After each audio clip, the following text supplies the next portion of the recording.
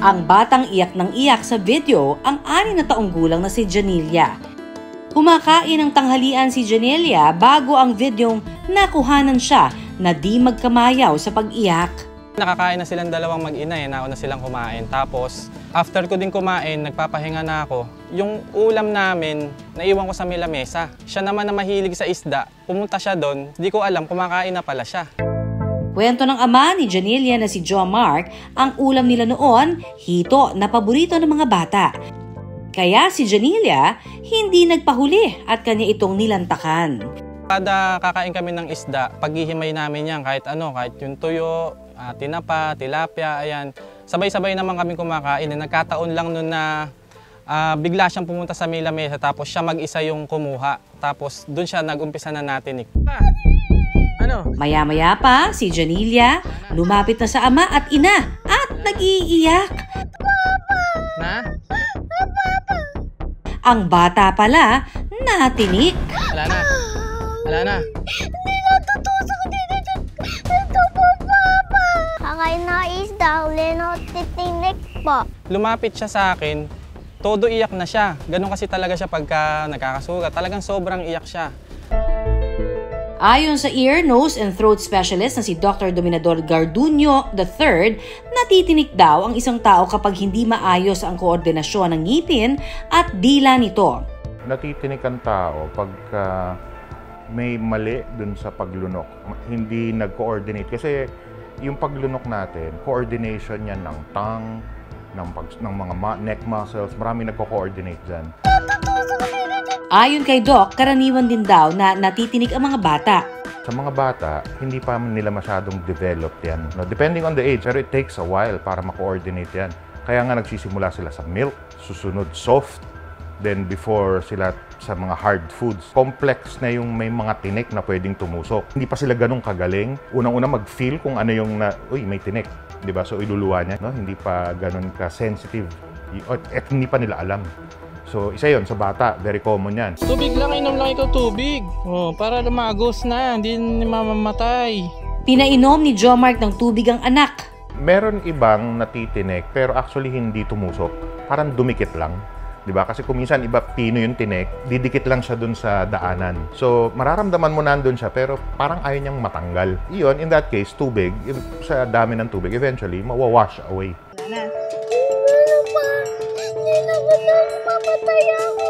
Hindi. Matapos uminom ng tubig, tsaka nila sinilip ang lalamunan nito. Ewan sa kanya, siya nagkukan eh. Siya pumipilas ng kwan eh. Hindi. Pero si Janelia, hindi pa rin tumigil sa kaiiyak. Tatakot ako, mamamatay ako po. Kahit pa kasi uminom na ng tubig, hindi raw naalis ang tinik ayon kay Janelia. Natutusok dito. Ito po, Papa. Kaya ang sunod nilang ginawa, Kumain ka kasi ng kanin para mawala. Mawala na yan. Bata pa lang din kami, kahit hanggang ngayon kapag natinik kami, kahit malalaki na kami, ang ginagawa namin, magbibilog kami ng kanin, tapos isusubo namin, ilululun agad yon, hindi nangunguyain para ang paniniwala kasi sasama yung tinik doon. Yung iba kanin gagamitin. No, ganun din, same thing. Pwede niyang mas mapalalim yung tusok ng tinik. Nanahimik kasi hito, doon kinain-kain mo. Wala na, no? Wala na pa din eh. Meron pa, wala na yan. dahil ayaw pa rin kumalma ni Janelia, ang sunod na ibinigay ng ama, saging. Yung saging nga, ayun, diretso lulun lang, sabi madulas nga din daw yung sasama yung tinik doon sa may, sa may saging. Pwede niyan dalhin pababa. Pag lumunok ka ng saging, 50-50 ka dyan, pwedeng hilahin niya pababa, dalhin niya pababa, or matulak niya lalong lumalim yung pagkakatusok ng tinik. Dapat bantayan ang anumang pagkaing nakatinik sa lalamunan para malaman kung kailan dapat pumunta sa doktor. Ang bata kasi malalaki yung tonsil niyan. Madalas sa kanila sa tonsil lang tumutusok. So kung kita mo naman yung tinik and you have an instrument na kayang dukutin nyo, pag hindi talaga kaya, dalhin nyo na lang sa ospital. Paalala ni Doc, maging maingat din sa pagbibigay ng pangunang lunas sa pagkakatinik. Tanggalin mo kung kita mo. Pero kung wala kang ganong instrument at kakamayin mo lang, baka maitulak mo lang lalong lumalim yun eh. Ayon kay Doc, mainam pa ring magpatingin sa espesyalista, lalo na kung malaki ang tinik na bumara sa lalamunan.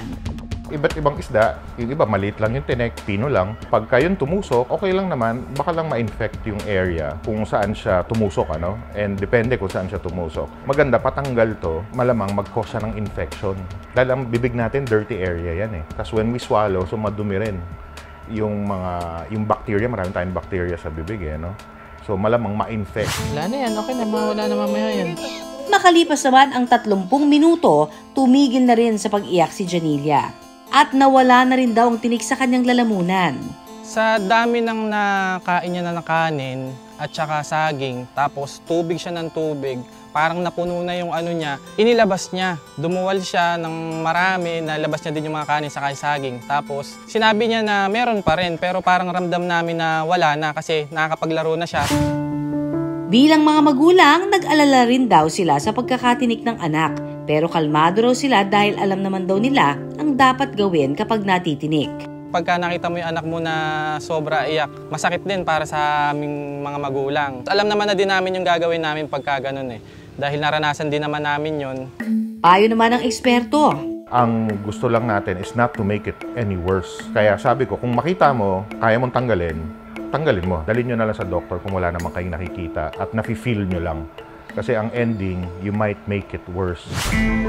Paalala sa mga magulang pati na rin sa mga chikiting. Hinay-hinay lang sa pagkain. Ano?